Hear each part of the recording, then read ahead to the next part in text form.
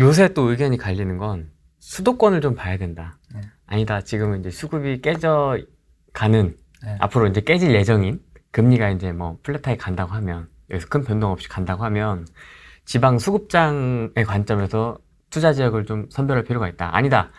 규제 다 풀리면 결국에는 서울, 수도권 핵심 지역에 집중을 해야 된다. 이렇게 좀 의견이 갈리는 것 같더라고요. 어떻게 좀 보십니까? 제가 지방에서 지방을 좋게 평가하는 건 아니고요. 네. 제가 2014년도에 15년도에는 수도권을 엄청 이야기 많이 했어요. 그 당시에는. 네. 근데 지금의 어떤 그 시장의 전체적인 큰 흐름은 그 수익률 맨점에서 보게 되면은 지방이 좀 더 낮고요. 그리고 안정성 면에서도 지방이 더 나아요. 안정성 면에서도? 네. 어. 왜냐하면 공급이 줄기 때문에 그렇습니다. 근데 수도권은 지금 몇 년 사이에 공급을 준다는 얘기 있잖아요. 올해도 뭐 올해가 내년에도 공급이 물론 서울은 좀 적은데 전체적인 공급량은 적은 편은 아니거든요. 근데 그 다음에 25년은 좀 적고요. 26년이 다 안 모였기 때문에 모르고. 근데 수도권은 이렇게 판단하셔야 돼요. 수도권은 제가 늘 이야기하잖아요. 수도권은 단기 공급량에 영향을 주는 시장이 아니라고. 제가 그때 호수 비교해서 설명해 드렸잖아요. 큰 호수라고. 네. 그래서 양동이에 물이 한 3분의 2 차 있잖아요. 근데 계속 양동이 붓다가 한 2, 3년 동안은 좀 적게 부어요. 적게 부으면 차오르는 속도가 늦죠? 그 수도권 그거예요. 2, 3년 늦게 붓는다고 해서 수도권 양동이 덜 찰 거냐? 그건 아니라고 보거든요. 그래서 제가 수도권은 물론 상승이 남아있지만은 그 상승폭이 지금 너무 많이 올랐기 때문에 그 상승폭이 그나마 지금 많이 반환해서 다행이라고 생각해요. 올라갈 폭이 좀 남아있긴 하지만은 크지 않다 보고 있고, 개입이 너무 많이 벌어져 있기 때문에 수익률도 많이 크지 않다 보고 있거든요. 그래서 뒤에는 고점을 향해 달려가고 있기 때문에 또 다시 하락에 대한 생각도 하셔야 되고요. 그런 게 이제 좀 더 길게 보게 되면은. 그래서 저는 이제 물론 상승은 하겠지만은 리스크 면이라든지 수익률 측면에서는 지방이 좀 낫다. 지방은 왜냐면은 2020년부터 꺼져서요. 지방은 또 무슨 특성이냐면은 단기적으로 움직이거든요.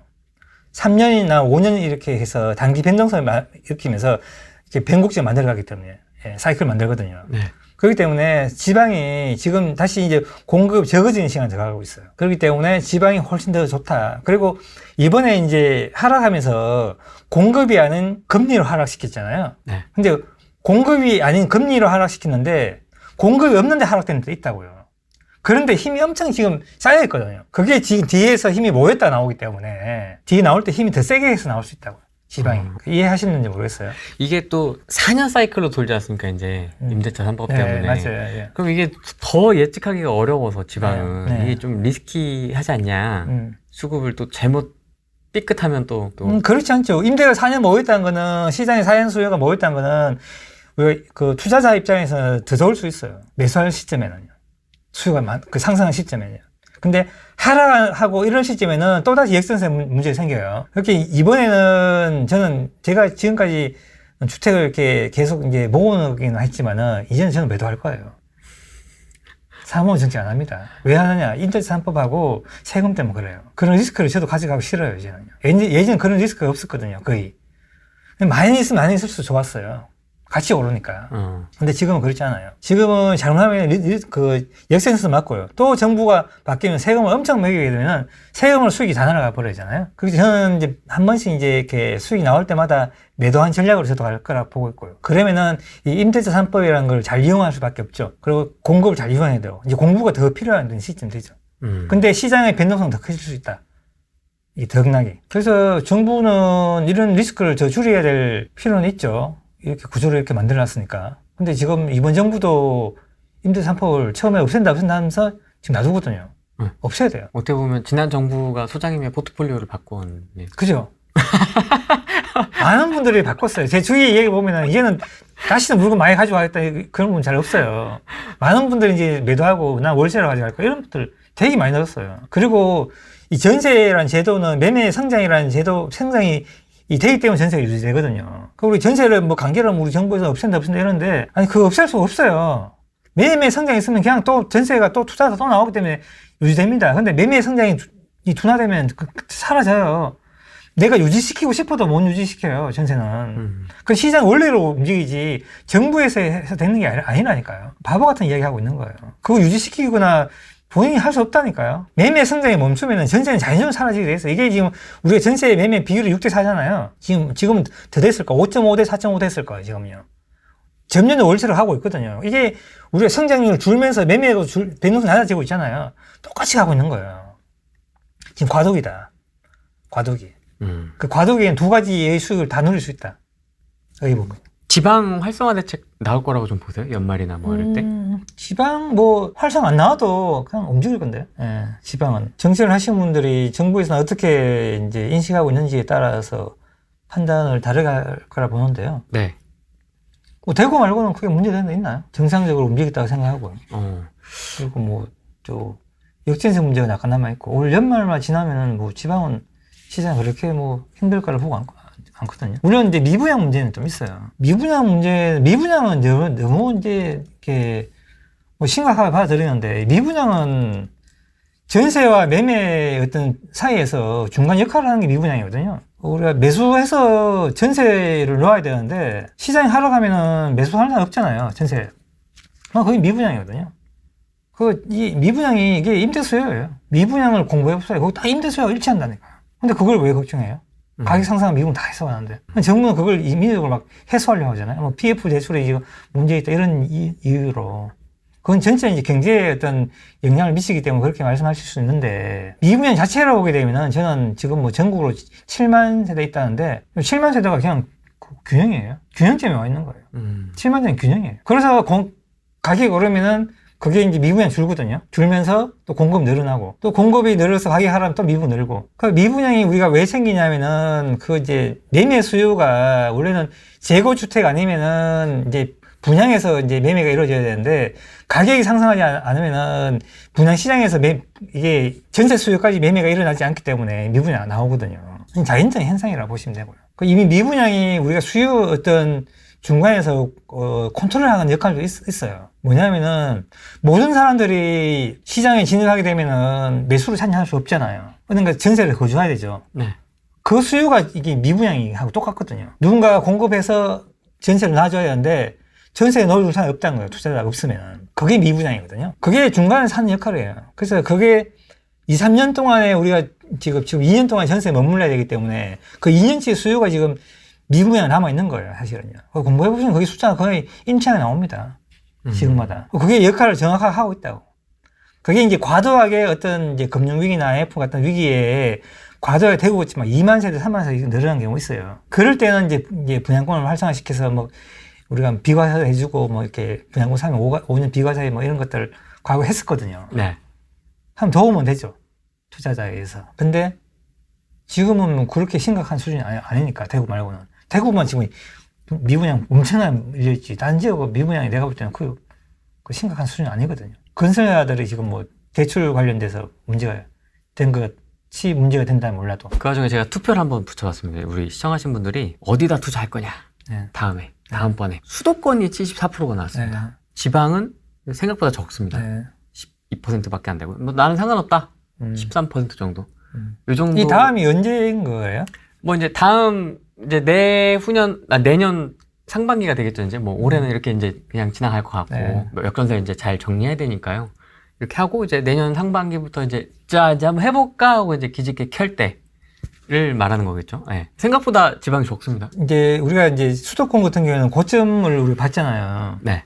2024년까지 올라야 될 임대료가 2020년 임대차 3법 때문에 올랐잖아요.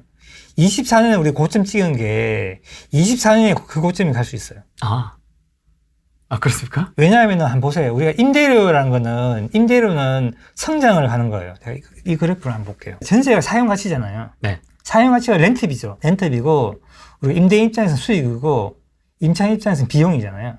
이 임대료 비용은 조금씩 올라가요. 사용가치가 올라가게 되면. 그죠? 사용가치가 올라가게 되면 그 지역 어떤 특수성에 의해서 더 많이 올라간 지역도 있고, 덜 올라간 지역도 있습니다. 네. 어떤 금리에 의해서 올라가는 거 있고, 우리 봤잖아요. 네. 올라가는데 이 사용료는 올라가면서 뭐를 바꾸냐면 매가를 바꾸잖아요. 근데 우리 임대차 3법 하면서 2020년 했는데 이게 4년치 전세를 올려받았다는 그런 얘기 많이 들어보셨죠? 땡겨봤잖아요. 그러니까 우리가 그 땡겨받고 그 받은 금액에 의해서 매가도 비례해서 올라가는 간 거잖아요. 어떻게 보기에는 우리의 고점은 2024년의 고점일 수도 있는 거예요. 근데 지금 이제 성장이 2020년도에서 2024년 가격을 받은 거잖아요. 네. 그럼 내년 2024년이잖아요. 네. 정상적으로 왔잖아요. 임대료가 정상적으로 성장한다면은. 임대료가 정상적으로 성장한다면은 2024년도가 과거의 고점 가격이 될 가능성도 있다. 근데 우리가 잠깐 생각해 보세요. 올해하고 내년에는 역전세잖아요. 그렇기 때문에 고점까지는 갈 수가 없거든요. 올해는 그렇게 가야 되는데. 그래서 우리가 전세는 이렇게 변동성을 일으키는 거잖아요. 원래 가격은 2024년 가격에 와 있어야 되는데 지금 뒤에 후진해 있다고요. 전세 가격은. 그 내가 고정되는 이유가 있다고 했잖아요. 제가. 네. 전세가 후진했기 때문에 그렇거든요. 그래서 전세가 정상적으로 갔다면은, 만약에 갔다면, 임대차법 안 하고 갔다면은 24년 가격이 현재의 가격이 될 수 있다는 거죠. 그래서 이 가격이 지금 내년에 갈 수 있다는 거죠. 우리가 24년 가격을 다 봤어요, 벌써. 근데 내년에 24년 가격 갈 거냐? 전 못 간다고 보고 있죠. 왜냐? 지금 역전세 문제 걸렸잖아요. 원래는 그 가격이 맞는데. 그래서 우리 가격은 이제 그런 의미로 많은 분들이 수도권이 좋다고 말씀하신다고 생각해요. 그러니까 그 수익률이 우리가 많으냐, 그거는 본인이 판단하셔야 되죠. 우리가 보세요. 우리가 뭐 송파 지역에 지금 많이 반등했잖아요. 네. 세율가 뭐 26억인가 해서 뭐 19억까지 왔잖아요. 뭐 25억에서 19가 왔나요? 그 수익이 나한테 합당한가 보셔야 되죠. 몇 년을 걸쳐서. 그러니까 그 고점이 그러면 더 갈 것인가 또 봐야 되잖아요. 그런 것도 판단해야 되잖아요.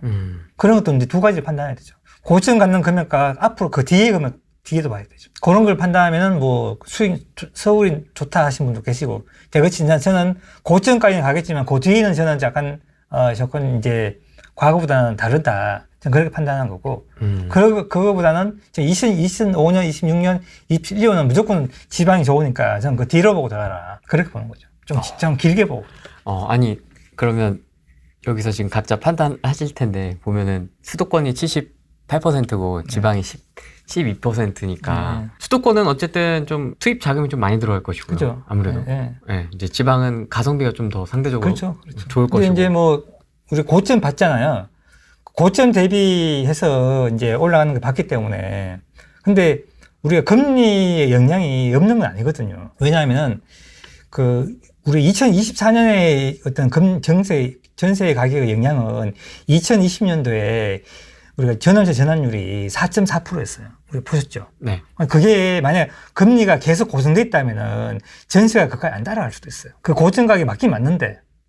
그래서 여러 가지 리스크가 조금은 있다. 그래서 물론 이제 공급이 적어서 전세를 많이 반영시켜서 임대를 많이 올리면 괜찮겠지만은 금리의 영향은 우리가 예전처럼 낮은 선에서 우리 어떤 그 요구 수익률이 떨어져서 어떤 전세를 올리는 그런 구조는 아니거든요. 그런 걸 생각하게 되면은 뭐 판단은 뭐 각자 알아서 하겠지만은 어느 정도 수익률이 나겠지만은 그 뒤에 부분은 저는 모르겠다. 지방 각지에 투자를 해놓으시고 지금 이제 뭐 물려있는 것도 있고 역전세도 있고 막 하니까 다음 지방 상승장은 언제 올 거냐에 대한 질문 하나, 첫 번째. 네. 그다음 두 번째는 이걸 다 정리하고 네. 똘똘 뭉쳐서 네. 수도권으로 이제 다시 가야 되는 거 아니냐. 규제가 다 풀렸으니 네. 강남 3구 빼고 어떻게 좀 보세요? 근데 장기적으로는 서울 수도권 와야 되는 게 맞아요.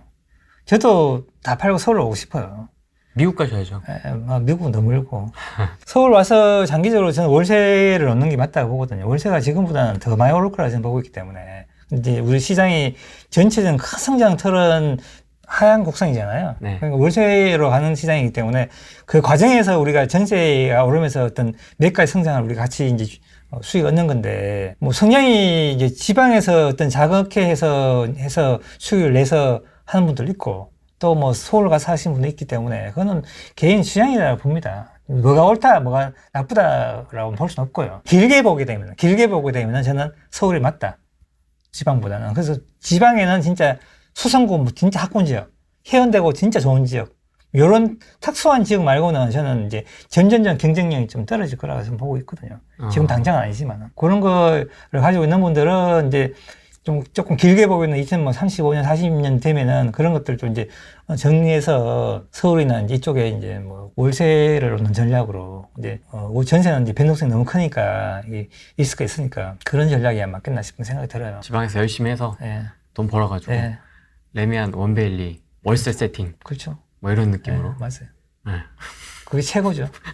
왜냐하면 지방에 거주하고 서울 월세가 최고예요. 지금 이번에 여러분들 그 세금 문제가 나오면서 그 강남 임대가 많이 줄 거예요. 강남 두 채를 보유하기 굉장히 힘들어요. 네. 세금이 너무 많이 부담돼가지고 네. 그런 분들은 어떤 식으로 한 게 뭐 정리를 하거나 이거 했을 거예요. 세금 때문에 그 두 개를 할 수 없기 때문에 정리하게 되면 매물이 과거보다는 전세 매물이 조금 이제 지금은 누적되기 때문에 다르지만 이제 점점 더 줄 거예요.